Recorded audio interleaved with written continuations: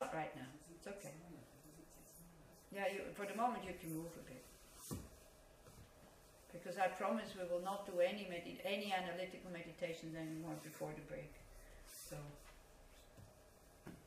that's fine. Then you have to think about this. You have to see if that fits you, if you really want to do it. Otherwise it becomes like, your parents tell you to do something, but your mind does not see the benefit of doing it if there's hardship. Yeah?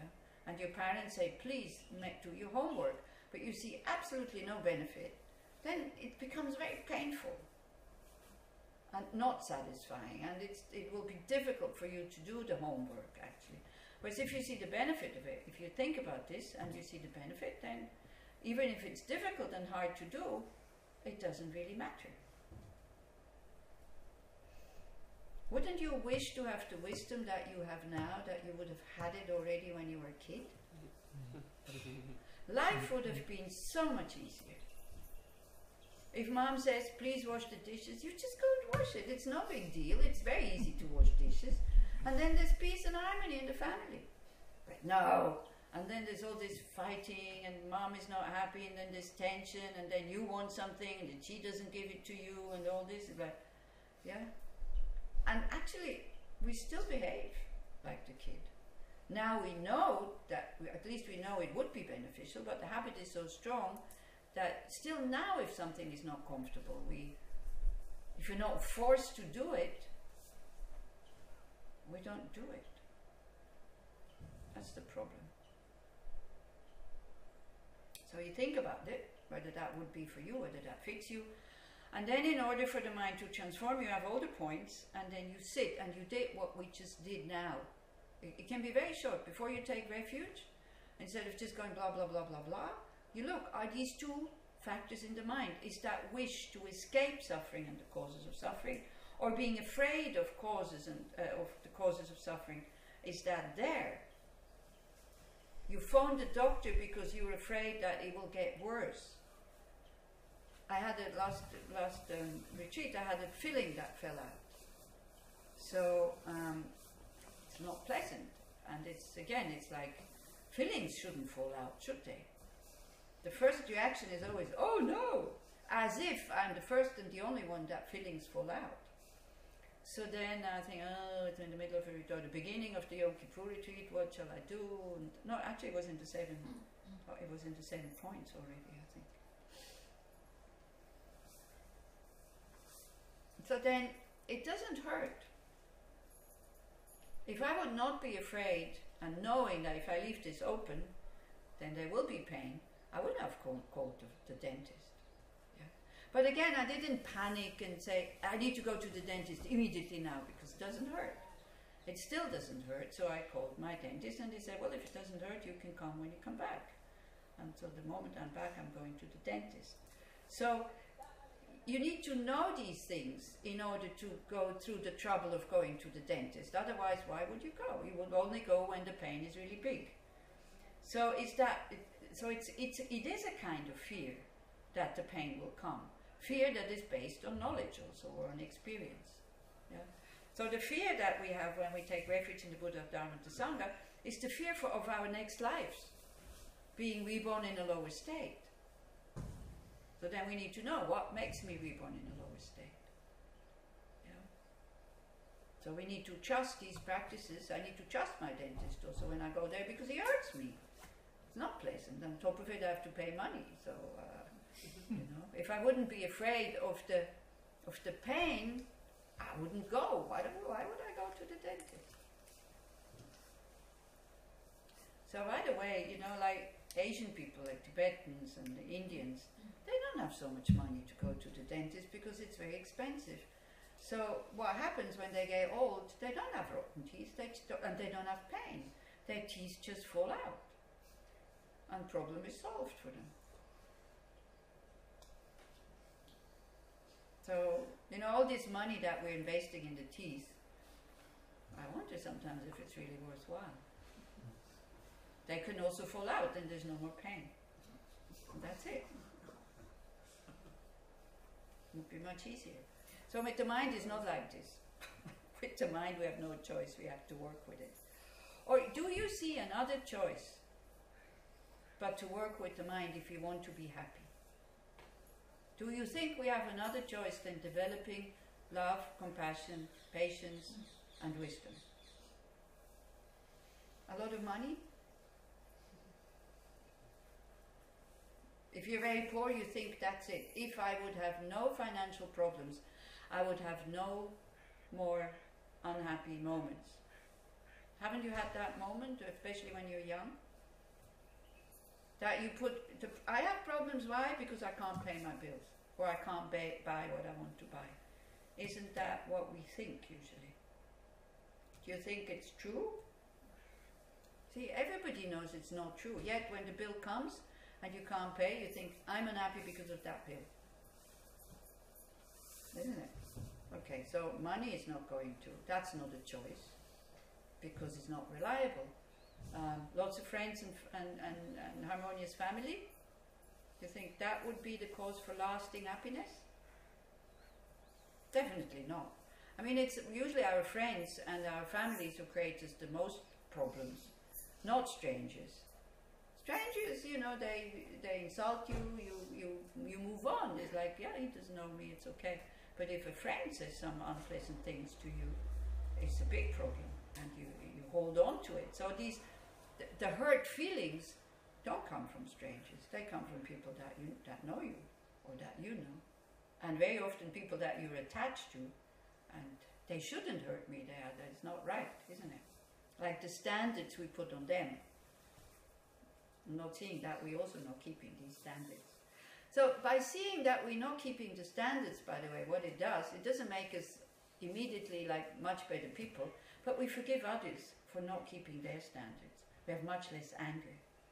Yeah? Doesn't mean you shouldn't protect yourself. You can protect yourself if you can, but difficult. Okay. What else would we? A healthy body? To have a happy mind? Okay. Your healthy body could help if you use it. For example, your bill comes and you can't pay it at the moment, or you have difficulties paying it. Then you take refuge in the thought, well, I have a healthy body, at least I'm not sick. Then it can help you to make you feel more relaxed. But usually we don't take refuge in these things, because we actually know, yeah, I have a healthy body. If I would say, you know, if you come and you tell me, what's your name? Yossi. Yossi.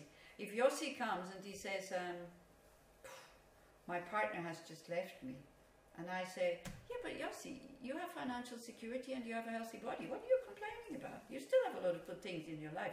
What would you think of me? Take it for granted. Cold-hearted, yeah. Not understanding, no compassion, because what I'm saying is totally true. You see, these things that we put so much effort into, and these things that we think, if we have them, we have a happy life, when one of them collapses, the others don't hold. And even when everything is together, healthy body, good family, lots of friends, no financial problems, even then we get depressed sometimes. Even when all of them are there, they still do not give us what they promise us to give. Yet, so much effort is put into that. So this is the first step, kind of. I have no choice. If I want to be sane, well, happy, open, spacious, I need to work with the mind. The same way if I want a healthy body, I need to work with it. The body by itself, naturally, is not healthy. You see, people who are very healthy, they think, oh, I'm very healthy. Why are they healthy? Because they only eat the right foods, they do the right exercises, they go out in the fresh air, maybe also they do some meditation, some yoga, some Tai Chi, whatever. If you stop all of these things, what will happen? You will have the same unhealthy body like everybody else who doesn't do these things, except for if you have very good karma ripening that you don't need to do these things, but that's quite rare. There are a few people like this, but this is very rare. The sign that we have to do all these things is a sign that the body is not healthy, because otherwise we wouldn't have to do this. Do you see what I mean? Yeah. And even if you eat from, like, you know, even you were vegan or vegetarian from year zero, You're not, because you're drinking milk, is it, from your mom. So your mom is not an animal, but she's also a being. So I guess, if you, but anyway, from very young, you become a vegan or vegetarian, you know, and you do all the yoga and all this. When you're 80, maybe you look like 60, and the body has the reaction of a body of a person who's 60 years old. But 60 is still old. So you might not look like 80, but you look like 60. That's also old. What's the point? It's like, so what? Yeah, it's old. And there's nothing wrong with it being old, by the way. That's, if we're born and we want to live a long life, we will get old. This is another confused kind of attitude that we have. We want to have long lives, but nobody wants to get old. Or die. Huh? Or die. Or die.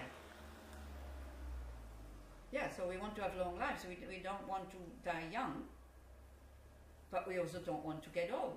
If you have a long life, you will get old. This is nature. It's a natural law. So why be so depressed when you feel the signs of old age coming? It's like, yeah. You know, people get very shocked, people my age, when I say I'm old. No, you're not old. I said, yeah, leave me that. Leave me that fact that I'm old. I don't have to do all these things that young people do anymore. And it's fine. I don't hear on my left ear. I need glasses. You know, the teeth are this and that. Pain everywhere in the joints. I can get very depressed about this, but I can also say, but it's natural. The moment we start to understand it's nature, it's natural, we relax. And we enjoy what is still good and what we still have. The moment you think it shouldn't be there, you put so much effort into not having all these pains and all that. And if you haven't, you get depressed.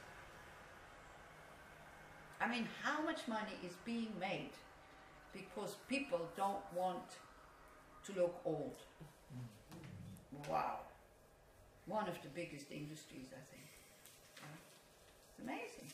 Just to have no wrinkles. So for those who are still young, wrinkles don't hurt. They're okay. Doesn't matter, you know. And you know, the skin gets a bit flabby and all this. Well, so what? It doesn't hurt. As long as it doesn't hurt, I don't mind. But one needs to get used to it. I talk to ladies and to women especially about these things. You need to get used to your old body. You need to look at yourself in the mirror again and again and again and say, yes, that's my body now. That's the body how it looks now. Instead of, you know, not wanting to look. And then you get used to it and then it's okay. There's no big deal. Yeah, I'm not saying you should not put any effort in keeping healthy. I'm not saying that. I hope you hear what I'm saying. Yeah. But all the money that is spent, for example, like my dentist also when I came to Switzerland, in India no dentist asks you, should I whiten your teeth? So the first thing he asks is, should I whiten your teeth? I say, why? What for? They still bite. You know? So I'm sorry if somebody is disturbed because I'm having not totally white teeth. I'm really sorry about that. If that it disturbs you, but if you do feel disturbed, then actually it's none of your business. You don't have to look. Yeah. And me, I don't know if you have white teeth or grey teeth or whatever. I have no idea. But do you see what I mean? Yeah. So again, we look. Do I have a choice but to work with the mind? Then, if we start to understand I don't have a choice, I have to work with the mind, then we need to see, do I have what I need in order to work with the mind? Otherwise, it's like you want to go to India, you have no clue what it needs to go to India, and you go to the airport and you're standing there and say, oh, I want to go to India. You have no ticket, you have no visa, you don't have the right clothes, you know, you have your fleece jacket and your down jacket and your woolly hats and your woolly socks, and you want to go to India in May. Because why? Because you're not informed what you need in India. So for our daily life, for our day-to-day things, there we do the right thing. We want something, and then we look, what do I need in order to get it? When it comes to happiness, it seems as if we just trust coincidence. Well, yeah, if I get happy, I will get happy, and there's no happiness, well, what to do? But it's not like this. You can create your well-being and your happiness.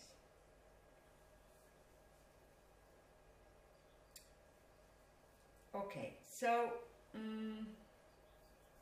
so this would be the first step. Like if you have the practice book, that you take refuge before you actually start studying or do anything like that. So the mind goes in the right direction.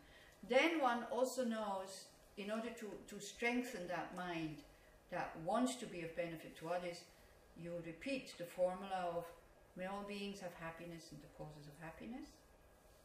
May all beings be free from suffering and the causes of suffering. May all beings never be separated from the happiness that knows no suffering. And may all beings be totally equanimous, like have a mind that is free from attachment to some, and these people, we hold them very close, too close. This is why we get angry when they get hurt. Or this is why we get angry when they hurt us, because they were so close. And other people that we have aversion to, we hold them very distant. We don't want to know anything about them. So when there's no attachment and no anger in your mind is just open, and instead of seeing a good person or a bad person, you see a being who wants to be happy, just like me. Yeah, so we have this connection all of a sudden to people. And we're not just then wanting contact with the easy people that do what we want them to do. Because we want to grow in love and compassion, we also need to have difficult people around us so that we can widen that mind.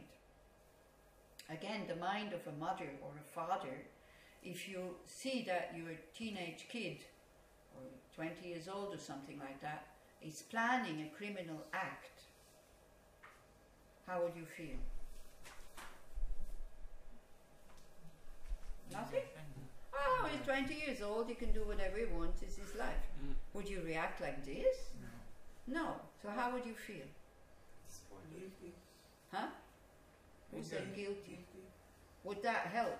No. No. Okay? But then we do something, we feel guilty, and then we feel, okay, look, I feel guilty, I don't know what to do, but I feel guilty, so that's okay. There's no point. What would you do? Try to talk to him. You would try to stop him. Would you stop him with anger? Maybe. That would be useful. Okay, the anger, because you say yes because you don't know what anger is. Anger is a wish to harm. Anger is a wish for that person not to be happy. That is anger. That is the Buddhist definition of anger, not wrath. They also talk about wrath. You put on an angry face, but in your heart you do it in order to protect that person. Now, would you react the same way with a stranger? This is what I'm asking. You would really think, how can I stop him? That would mean locking him in, first talking to him or her, or then locking him in, or even calling the police. That would be wise compassion, so that he and his victims would be protected from him. So we are capable of having equanimity. You would have an open... Equanimity doesn't mean you're cold as ice. Equanimity means you have an open heart. A mind that is free from attachment and anger. You would get angry at him because, again, he's your son. Kind of, if you bring in too much guilt, it's my fault. Yeah, this is why sometimes parents get really angry at the children. It's rare, but they get angry at the children themselves because they're not following instructions or they disappointed them or something like that. But usually what one does is like you separate the person from the action. And this is what we learn to do with everybody, not just with your children. And this, your whole life as parents, you do that. This is why it's so easy to forgive the children. Whereas somebody that you know is not my child, it's very difficult to forgive them when they hurt you. If you have children? Yeah. If your child says, "Mommy," when it's small, "Mommy, I hate you." It's not pleasant, but it's also no big deal. If your partner says that, what? The same words become like, get a very, very big importance. Okay, so those are what is called the 4 immeasurables. One is training the mind with words. To have an attitude, wouldn't it be wonderful if all beings had happiness and the causes of happiness? Wouldn't it be wonderful if all beings were free from suffering and the causes of suffering? Why? Why should they be free from suffering and the causes of suffering? Why do you think we have so much violence and aggression in the world? Why? Because people are happy? Come on, say it. No. Because they suffer. You see, aggression occurs when suffering doesn't know what else to do with it. When it doesn't get better, and it doesn't change, and you don't know where to put this energy of not wanting the suffering. It goes into aggression. Towards yourself or towards somebody else. And that this aggression is totally useless, we see it again with the small children. They even make us smile because we're not afraid of them. We see how they go into a tantrum, and we see how they actually hold on to their anger because it makes them feel special and stronger. So you try to make them laugh, and they really try not to laugh because they want to keep the anger. So you see, these negative emotions that seem to be so strong, they can be cut through so easily with the right tools. Humor. You can cut through anger with humor if the other one doesn't succeed in keeping up the armor of anger, and he sees the funny point of what is happening now. Anger is finished for that moment. Yeah? So it's as easy as that. And you start to see these things by studying your mind, by training in the morning mindfulness, so that the mind is inside, the awareness is inside, you see what's going on in the mind. You start to be able to distinguish these mental factors. You start to be able to see when anger arises already now, so that you go inside. Yeah, we'll talk more about that, what to do. Because that will give you very, very good tools, even if, you know, enlightenment is something you cannot relate to, it's too far away, or you don't want to become enlightened. Something that you can really use to work with negative emotions in you, not in others. That's what we would like, isn't it? We would like to transform other people's minds so that we can be happy and safe, but it's not going to work like this. So this is the next step in our preparation to study or to meditate or to practice. So like, if you just do this every morning, you say, oh, wouldn't it be great if all beings had happiness, the causes of happiness? Wouldn't it be great if they would be free from suffering and the causes of suffering? Then the mind starts to care that they are happy and free from suffering. So if it's not necessary to make somebody suffer, which is never necessary anyway, but you will not do it. You will try to make them happy, but again, not in a way of, in order to manipulate them, but so just for the sake of making them happy, finished. And there are some children who are like this. Children who are happy when other people around them are happy. I don't know if you know children like that. Do you know somebody like this? No, it's a shame. It's really beautiful to see them. Do you know somebody? No? They're so easy to be with, and they're so happy. They like to make people happy, not because they want something. And they made research, actually, that very small children, they have this natural altruism, they like to help. Until the moment you reward and praise them, then they stop. So be careful with your reward and praise. Because then they start to do it in order to get it. So that was, it was on Arte, like the TV channel, this research that they had made with very small children. If they see something they can help, they come running and they help, very happily. So some kids, I know too, are able to keep that attitude. And they become wonderful beings, and they're very happy and very relaxed. So then we say, you know, when we hear that we have to make all these very difficult practices, then we go, yeah, but you said 2 people have this on this planet. I said, yeah, but it's them. So that they have it doesn't mean that I can also have it without practicing. And for me, it is a sign that they have practiced these methods in past lives. And so that's also good to know. Whatever we practice now, maybe it will not bring fruits, but we will be able to take it along with us as karmic imprints, as habits, that then develop over time. Yeah?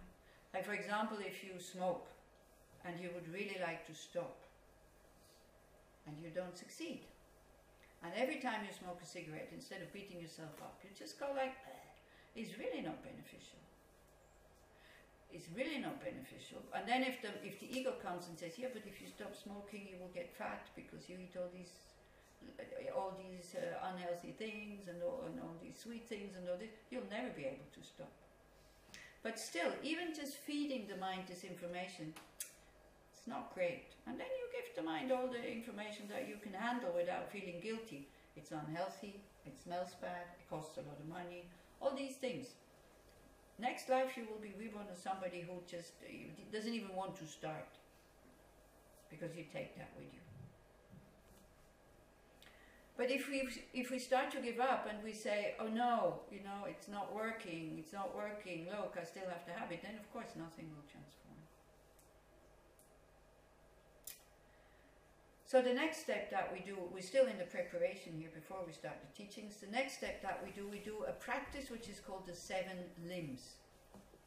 7 limbs meaning 7 parts. And that practice is to warm the mind up, to be able to take what is coming as studies, to make the mind flexible. Meaning it's made to purify negative imprints that we already have, that are sitting, they're not manifest, but they're sitting, so they're also blocking our nature, and to create a lot of positive energy so that we can make progress on the path. Again, Westerners, they usually think, oh, I don't need to do that, I just sit down and meditate. But then the mind is not ready, the motivation is not really there, you have not been thinking about the Buddha, so you're not inspired. Or it can be anybody else, anything else that inspires you, that you want as a goal. I'm not saying this is the only way. But this is a little bit like a warm-up before you go and run a marathon. How many people jog? No? Warm-ups.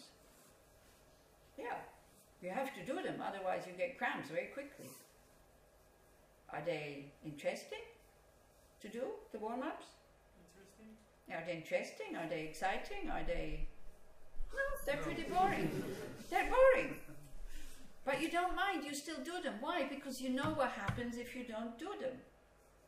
Now again, if you run, you feel it immediately. If I don't do the warm-ups, I get cramps.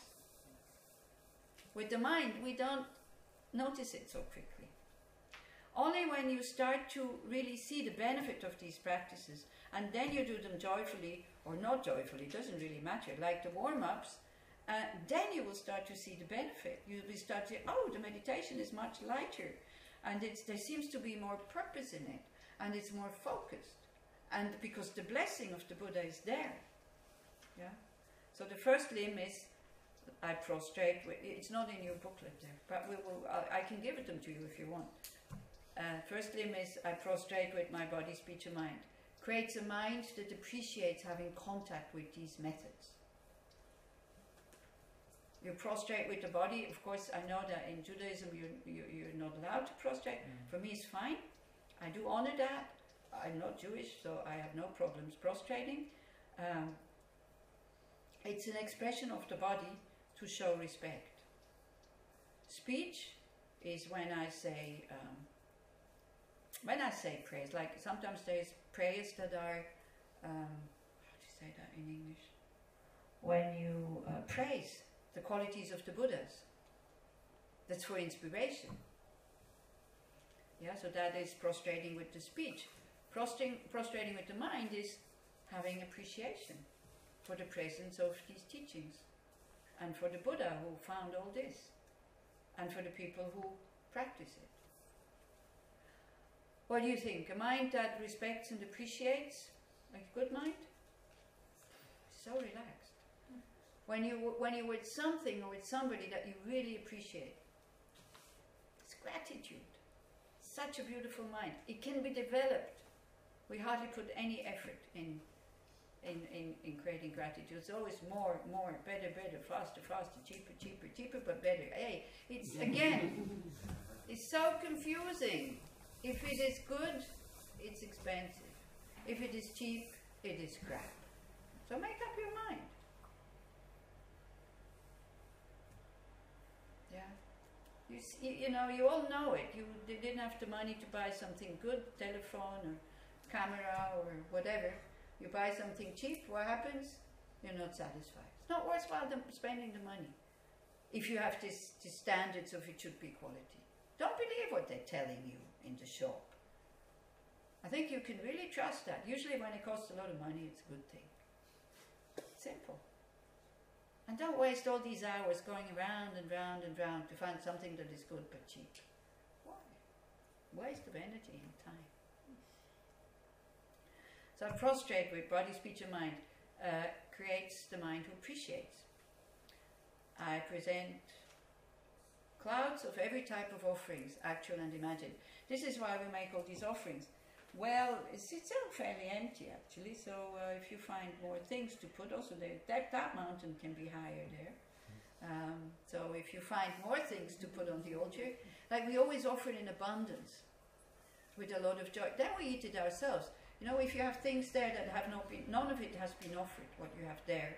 So you can make a nice plate. Before you put it there, first you offer it to the Buddha. Okay. Yeah? What is the purpose of the offering? Practicing generosity without having to give anything, without suffering. Yeah, like all these things have not been bought by you. Okay, but we can offer them. So we discover the joy of giving. And the more you put effort into making it really beautiful, it makes the mind happy. You see, all of us, we like quality. So if we just do an altar like, and we just put it, but if we put effort into making it look nice, then it's the same, you produce something. You're much happier when you produce a good product, when you produce a crap product. Even if many people buy your crap product because it's cheap, you're not really happy because you know it's crap. But when you understand the word crap? Rubbish, crap? Yeah, okay. But when you produce something that is high quality, you're so happy. So it's learning to give, counteracts stinginess. So here we give for a short while and then we eat it ourselves. Also, it has a lot more meaning, the altar. Like for example, you know, me, the giver, what I give, the Buddha, all three, totally empty of any inherent existence. So we think about emptiness at the same time. I'm giving something that is conventional. To my mind, it appears as apple and bananas. If I would be a dog, I don't know what it would appear, but definitely no apple and definitely no food. To the Buddhas and the Bodhisattvas, because their mind is so pure, it appears as nectar. So the purer your mind is, the more you can eat anything. And there's so much pleasure. Not pleasure like, you know, that kind of pleasure, but that quiet awe almost. Wow, this is really nice. Yeah. And so this is the funny thing. As you go along in your practice, you need less and less so-called fantastic things. Everything becomes fantastic. You see, the mind that is free of attachment and anger, it's not that mind will be bored. That mind will be interested in many, many things, but not this sick interest, I need to have it. But just being present with the object and then seeing the reality of the object. It's impermanent. It doesn't give me lasting satisfaction. And it's empty of any inherent existence. And it's only my mind who sees it like this. Then you start to see reality, and it's the seeing of reality that creates the well-being, not the object. Yeah. Can I ask a question? I don't understand the concept of emptiness. You can? I don't understand. Yeah, we'll come to that. Okay. Don't worry, relax. Okay. It's complicated. Emptiness means the cup is empty of being a real cup. It is a merely labeled cup. Emptiness means something is lacking, but anyway, we'll come to it. Yeah. Okay. So this is why, because it is a very profound thing, we have to think about this again and again and again and again and again and again to see the mistake that we're making by seeing things. To see that the mistake is not in the object, but the mistake is in the mind. good and bad, delicious or disgusting, is not in the object. But we think it's in the object, but it's in the mind. I remember somebody came here and then we ate the soup in the evening, and she said, this soup is really not nectar. And I said, look, that's not the fault of the soup. That is the fault of your mind. Because if you wouldn't have eaten for a week, that soup would have been nectar. Do you see what I mean? We have so much problems finding pleasure in food because we're totally overloaded. Totally overloaded. So there's no more lack. So when there's no lack, there is no pleasure of having. We would like to have the feeling of pleasure when we eat, but because we overload ourselves in such a way, there's no pleasure anymore. So then we think if I eat more, or if I do something different, and something different, and something different, then there will be pleasure. So emptiness, the food lacks the ability to make us happy. A lack. There is no factor in the food that gives you lasting happiness. The food is empty of being able from its own side to make us happy. But that's emptiness on a very coarse level, so it's not that. But there's the substance, or there's independent existence of the thing, the cup, for instance. Yeah, so this is why it has a conventional, reality. It exists. Yes, so the cup exists, but not an empty object. It has its I'm not saying it's empty of existence. I'm saying it's empty of independent existence. Anyway, you need to be a little bit patient, because otherwise we're not getting anywhere here with this whole thing. Next one is, so we offer. I make every types of offerings, actual and imagined. So you work with the mind. So you have this one altar, but you also visualize offering many, many, many beautiful things. Makes the mind happy. We like to give. Our mind likes to give, especially if we don't have to spend money, isn't it? So you can be very creative, and you just offer all these beautiful things. Makes the mind very expansive. Then we confess. That's the third kind of practice. I confess all my negative actions, accumulated since beginningless time. Means we become aware that I'm not living up to my standards, and I want to change that. So in order to change it, we need to recognize it, and we need to be able to say it instead of hiding. And we say it to the Buddha. Yeah. The next one is then the mind comes down again, and then the next one is we rejoice. We start to think about all the good things that are happening on this planet, and we say, I rejoice in all the good things that people are doing to each other, or I rejoice in all the positive actions of myself and all others. Yeah. So each of these sentences creates a different mind state, and each of these mind states is positive. Even though the confession might bring up some kind of tension, but the tension is positive because it will make you change. It will make you put effort into living up to your standards. I confess all my negative, rejoice in all holy and ordinary. Please remain until samsara ends and turn the wheel of Dharma. Requesting the teachings.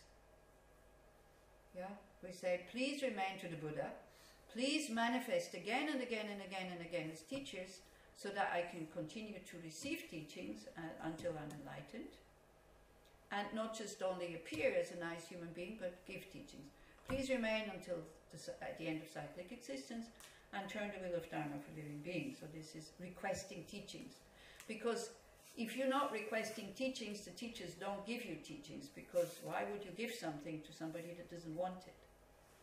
So again, when I go to school, here you come voluntarily, so I assume you want to listen to what the Buddha has to say.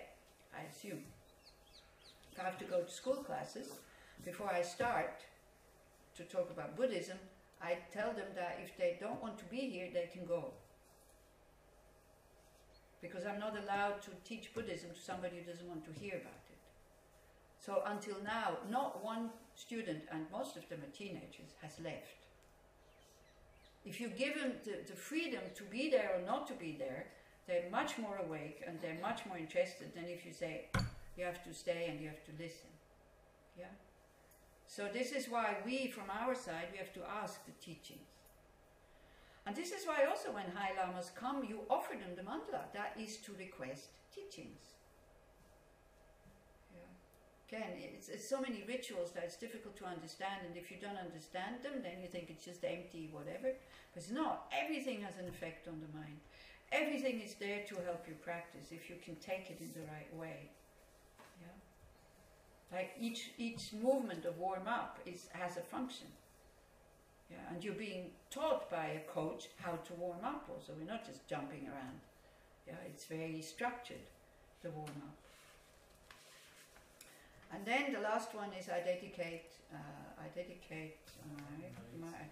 my merits and those of all others to the great enlightenment. Again, meaning I'm doing this not just for myself, but for all others.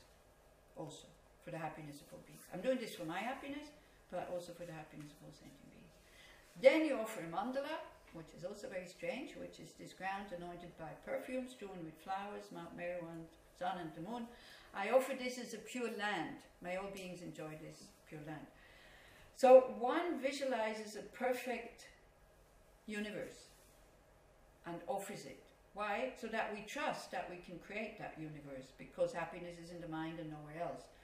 We also know as long as people continue to create negative karma, this universe will not be, this perfect universe will not be available for all beings, but the wish for it to be available for all beings is there. So that's the outer mandala. We actually offer our result of our practice, the goal, to be able to manifest the pure land.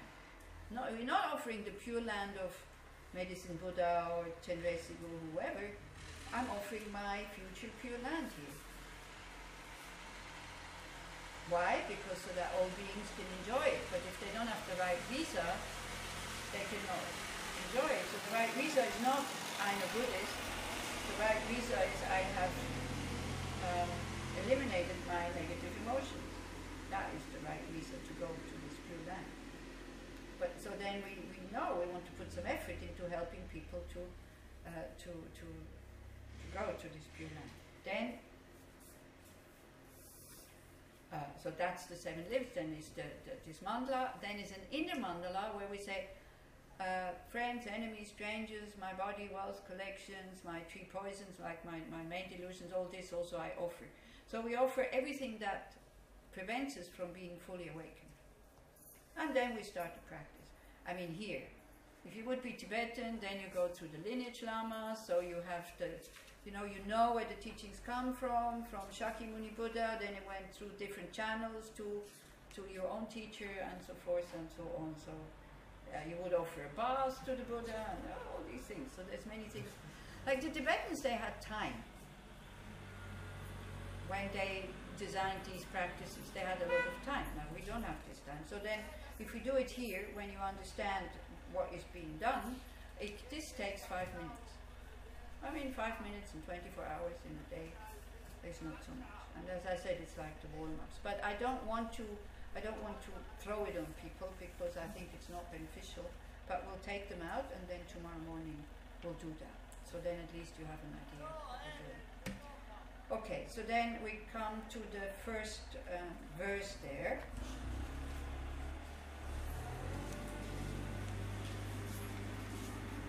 Oh, there should already be a break, but anyway. I always get lost in this schedule. I took it here so I can see, but let's still do the first and the second verse, and then we meditate on it, and then it becomes more clear. The foundation of all good qualities is the kind and venerable Guru. The foundation of all good qualities, page 11. So this is the text we're studying. So we did all the preparations now, and of course we did them longer than 5 minutes because I really wanted to explain. So maybe it will make more meaning. Maybe, I'm not sure. If you have hang-ups with religious people, I know that at the moment the way religion is going, we should abolish it. We should really get rid of religion, because instead of being helpful, it really creates a lot of problems. I do agree. But there's still some religious people who are good people. So don't think about the ones who are just creating the problems. Think about the ones who are trying to solve the problems also with religious practices. So don't throw out the whole thing, okay? But I do acknowledge that religion at the moment